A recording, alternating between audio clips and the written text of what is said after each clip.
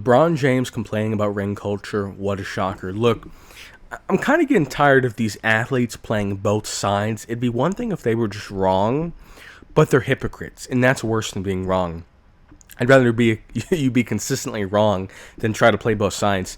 LeBron James said, well, like the ring culture, it's just out of control, and everyone, they think that rings are or a player accomplishment, but they are a team accomplishment.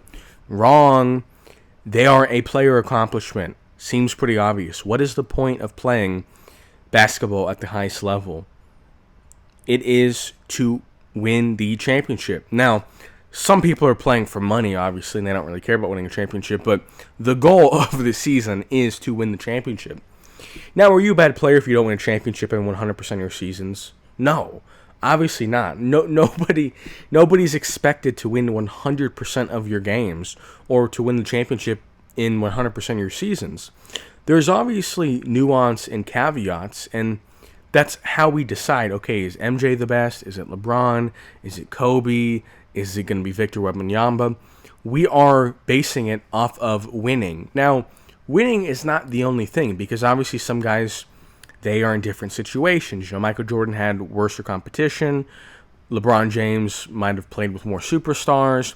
LeBron James might have had to play against harder teams, etc., etc. There might have been injury. There are so many different factors to play in, but when we talk about the best athletes of all time, they did a lot of winning. They did more winning than average. That's kind of the point.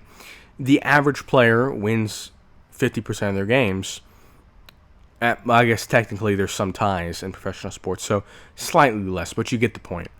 And then in the NBA, the average player will win a championship 1 in every 30 seasons. In the NFL, 1 in every 32 seasons, because there's 32 teams. So great players do more than average. Now, how much more? Well, it depends on how great they are, as well as the surrounding cast. Now, I don't think it's 1-to-1, obviously, and I don't think anyone, when discussing, who's the greatest, does it 1-to-1. Nobody's like, okay, well, Bill Russell's the most championships, he's the best. No, we factor in the competition, we factor in the amount of teams, etc.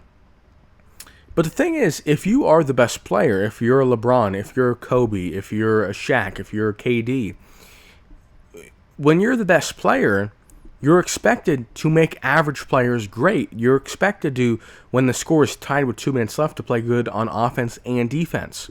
You are what morphs reality into your will. That's what a great player does. That's why is LeBron better than Jimmy Butler? When you compare them, is LeBron that much better? And you're like, yeah, he's that much better. In all honesty, what is LeBron? 2 or 3% better? Every single NBA player is pretty much the same level, for being honest. They are, if you're an average hooper, you are way further off from Jimmy Butler than Jimmy Butler is to LeBron. If Jimmy Butler played the average basketball player, he would score probably 100 points, and you might get a lucky 3 that banks off the backboard. Him and LeBron, they'd have a relatively competitive game. I mean, LeBron would probably win, but you get the point. So what is different? The great athletes, they are timely, they have high IQs, and they make everyone else around them play just a little bit better. To win these games, you need to be just a little bit better. Nobody's winning games by 80 points. It's very specific moments. And when you are that much better, that 2 to 3 to 4 to 5% better, you end up winning 62% of your games in your career. You end up winning more playoff series than you lose. You end up winning 3, 4, 5, 6, 7 championships. And that just kind of seems obvious. If Kevin Durant, I've talked about him in the past, about how I think he's very overrated all time. And my reason that he is overrated all time, you'll see these lists with him in the top 10, and he's usually ranked at 11, but some of them he'll be at number 10.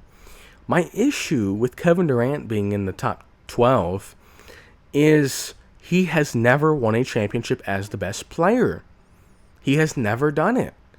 And some people are like, no, that's not true. He was such a key addition to those Warriors. Look, Steph won, and it was pretty much Steph. Draymond he's an okay player, a lot of baggage, not much offense, but he's a decent defender. Klay Thompson, who's quite limited, decent 3-and-D player, but Steph Curry led the Warriors to championship before KD. He led them to a championship after KD. He led the Warriors to a 73-win season, the most wins in NBA history.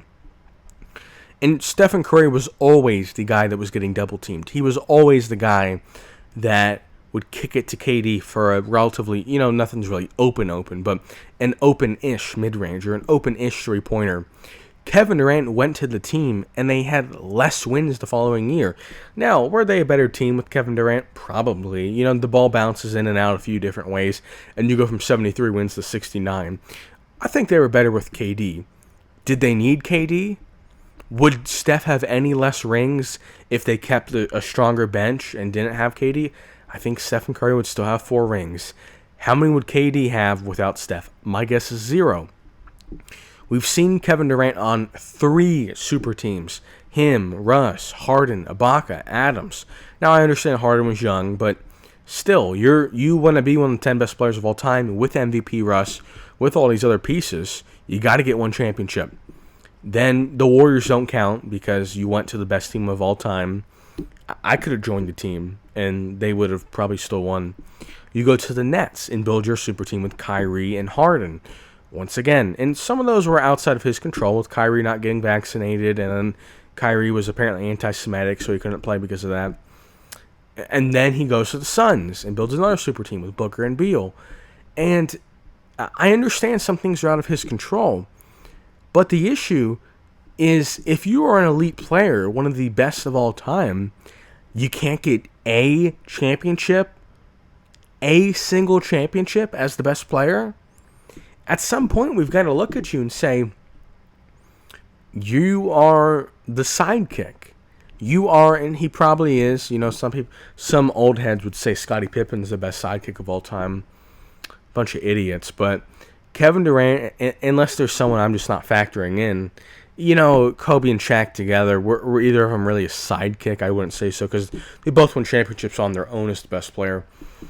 But if you want to count like Shaq as a sidekick, then maybe. Kevin Durant is the best sidekick of all time. And when I say sidekick, I don't mean that in a derogatory sense. What I mean by that is Kevin Durant's skill set in his prime, outside of his prime, and he's been in every different time zone. He cannot lead a team to a championship. He's played over 15 years. It has not been done. It's not going to be done. He's on his 5th team. He's being passed around like something I can't say on this channel. On his 5th team.